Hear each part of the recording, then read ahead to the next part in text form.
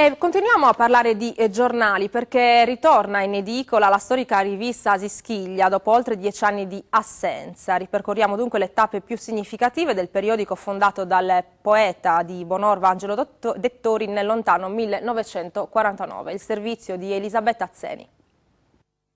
Abbiamo un afflusso tale di collaborazione che governarla è difficile.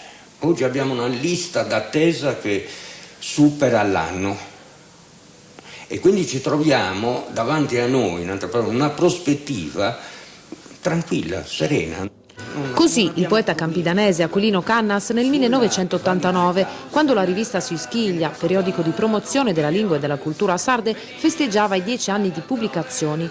Ma per ripercorrere la storia del giornale occorre tornare ancora più indietro, negli anni 50. Fu Angelo Dettori, illustre studioso di Bonorva, a dargli i natali, consegnando alla rivista i contributi della massima intelligenza sarda. La prima stagione di Sischiglia, importante incubatore culturale negli anni 50, durò 8 anni, anni che impegnarono il suo fondatore in una viva attività di promozione, come ci racconta una delle figlie. Mio padre mi portava, anche dopo sposata, a conoscere e a frequentare tutti i poeti e non solo poeti, e ricordo con particolare per esempio Luigino Cocco, che era un poeta cagliaritano molto importante, che aveva l'edicola in Piazza Martiri all'inizio di via Mazzini, e poi anche a Oristano per esempio il Garau, che scriveva delle commedie in campidanese molto interessanti. A me piaceva sentir parlare in sardo, mi è sempre piaciuto, avrei voluto impararlo, ma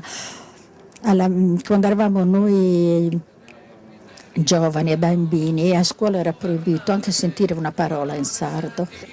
La nuova primavera della rivista, sotto l'egida di Aquilino Cannas, dura sino alla scomparsa dell'editore nel 2001, poi il sipario cala per la seconda volta. Quest'estate Sischiglia ricompare sotto la direzione di Gavino Maieli, redattore negli anni 80 e oggi curatore delle nuove edizioni, come Nur, nata negli anni 90 da una costola della rivista madre. Più proiettata verso il futuro, quest'ultima abbraccia le nuove tecnologie e si apre alle culture del Mediterraneo, preambolo di un progetto ancora in gestazione, una terza rivista dedicata ai più piccoli perché possano raccogliere l'eredità dei nonni ed educarsi alle letture di storie e fiabe di un tempo che fu. Quindi abbiamo una rivista che mantiene ferme quelle radici, una rivista che va verso il mondo e speriamo una rivista per i bambini di Sardegna che incontrino i bambini del mondo.